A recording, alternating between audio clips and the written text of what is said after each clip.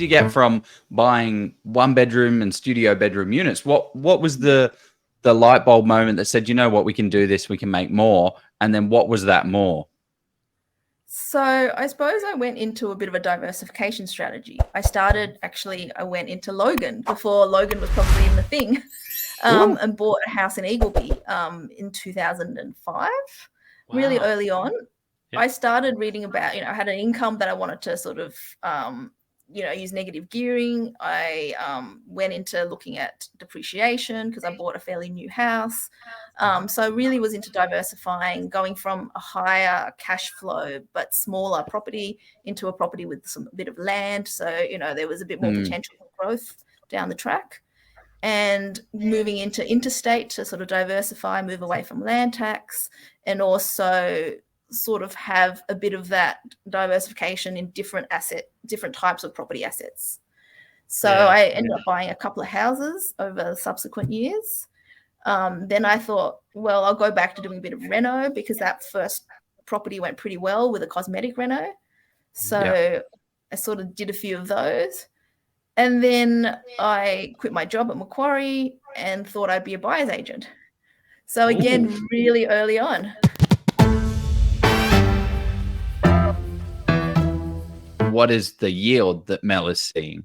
What kind of yields are you seeing on these properties? Because this is one of the things, right? This is one of the questions that comes up a lot is, no, Sydney's not somewhere to buy because the yields are so low. Are there kind of better yielding assets? And is it worth buying a better yielding asset in Sydney versus something that's going to grow more? What are your thoughts on the yield side of things, the yield story for Sydney? Yeah, so I'm a property management specialist, so my finger's on the sort of pulse for property management, but it's harder for me to speak to the actual property value. However, from what I can see, yield in these sort of units have got to be improving because the asset value has come down and the rents have gone up. So that gap has definitely shrunken from a couple of years ago to now. Yeah, that's the plus side. That's the plus side of lowering values. Your yield's going up. Yeah, so if you buy now, you'll get a better return. Yeah. I like it. Okay. And what is the typical value for a 2-bedroom unit in Sydney? Like, what should we be expecting? Well, Sydney's a bit broad, but I don't know. It would be good to understand, like, a generalized, is Sydney a 2% yield? Is it a 3% yield? Is it 3.2%? I don't know. Maybe let's look at an example. Like we have a client that purchased a little house in Camperdown. So it's an inner city in a west suburb. It's near the unis. It's a very popular rental suburb, lots of cafes. So I think they paid 1.2 for it. And we're getting $750 a week in rent. Okay. So the yield 3.9% yield. Is it? Sorry. Hang on. No, it doesn't. Joe's doing public maths. And he's Hang on, doing it with a calculator. 3.25. So that's probably not too bad. Whereas Sydney, typically for houses, would probably be below 3. Yeah. I mean, then you look at a unit. You'd probably get a nice 2-bedroom unit in a eastern suburbs market like Randwick for maybe $2 million. Oh, sorry, $1 million, not 2, 1. And you would probably be able to rent that for probably around the same sort of $750, maybe $800 a week. So your yield's a little bit better, but then you get less land. So it's a bit of a comparison on what is a better investment long term. Yeah, and it's timing as well. Like where in your portfolio, what stage in your portfolio are you at? Do you need a better yielder? Do you need a better growth? Do you need more land? And can you do value add on that land? But I guess either way, if you're buying an inner Sydney apartment or a inner Sydney, townhouse, you can't really do too much value add outside of a renovation. Yeah, I mean, there is to a terrace. There's a fair bit more you can do in terms of an upstairs extension or a knock out the back and make it an open plan. But yes, that's something I would do down the track because of the current situation. But it does give you those options and some potential.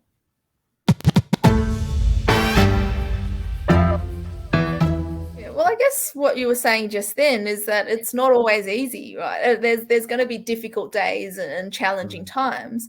But if it was easy, everybody would be doing it, and then you wouldn't be able to make the money and the profits that you can. So you've just got to endure through those tough times, and there's always spanners are always going to get thrown at you. So part of the whole journey is sticking in there and also being consistent and having some faith in that it's a long game, and that over time it will the market will change, the cycles will come back. And if you're consistent and you keep at it, you'll see results.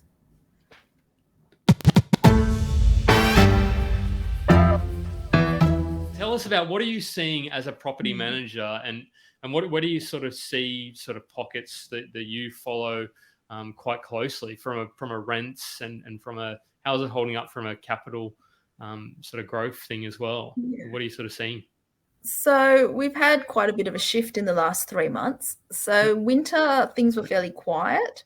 And then all of a sudden in the last 3 or 4 months, things have shot up in the lower end of the market. So this is really only Sydney Metro where I operate. So about 15 kilometres around the CBD. So inner west, inner east, lower north shore mostly. We found that the lower end has really disappeared. So any properties that are sub 400, 450 even, have now reversed to what happened at the start of COVID. So the COVID, everybody left, and all the smaller properties became really hard to rent and dropped probably about 20%. And now they've probably gone up over the last 6 months, probably 25 to 30%. Because everyone's moved back out from the home or sharing, or they've come back in from overseas or interstate, and so suddenly that whole segment of the market has really shifted. But what we're finding in houses is that they never really fell so much, and then because we had all this rain in Sydney and because of winter, they became less popular. So they haven't fallen. They've probably gone up now a little bit as well, but definitely not as much as houses. And sometimes we have, not as much as units, the smaller units. And we have owners going, but don't I have, isn't the market shooting up? Shouldn't we get a huge rent increase? And it really sort of depends. It's not for everybody. What, the growth of rentals is not for everyone. What type of assets are growing a lot? Like if you were to own a asset, regardless of price, from a rental perspective, what would it be? Sounds like a unit. So what I was talking about was the sort of the actual rental value. But I think the asset value, the underlying value of the property, has obviously all gone up through COVID.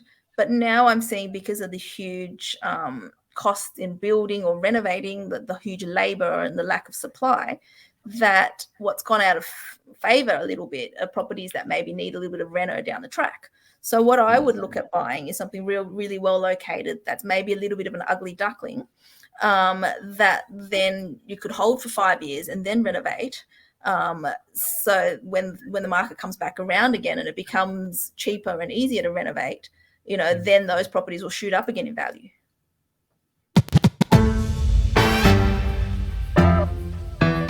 You've had some real difficulties in property, and it just hasn't slowed you down, just hasn't stopped you. Like, what's your kind of mental framework around that? Like, how do you just keep going and keep at it? And I know it might sound like it's just every day for you, but I know that there's people out there that, I fall for it as well, where you just like, you know what, actually screw it.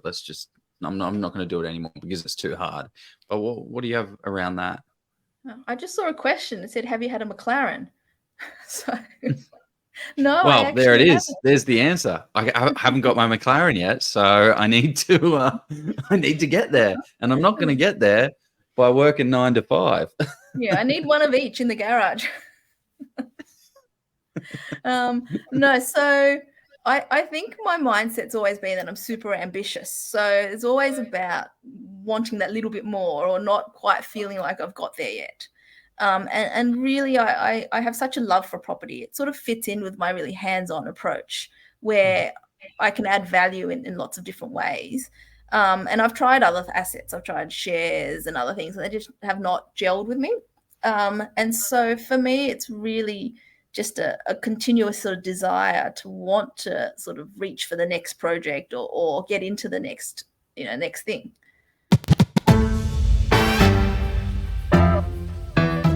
My question was, why property? Why is property the thing that you're after? Like, what is it from, I guess, a numbers perspective? Like, why not invest in shares? It's like, I know it's not like it doesn't fit with you and it hasn't worked. Shares haven't worked for you, but why is it why property is your investment vehicle?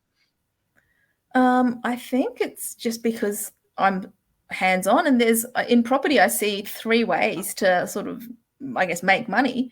One of them is buying well, buying into the right market, buying at the right time, then adding value, whether it is just a reno or, you know, changing the floor plan, being able to furnish a property and rent it for a higher rent, being able to knock it down and subdivide, rebuild. You know, there's so many different strategies and things you can do.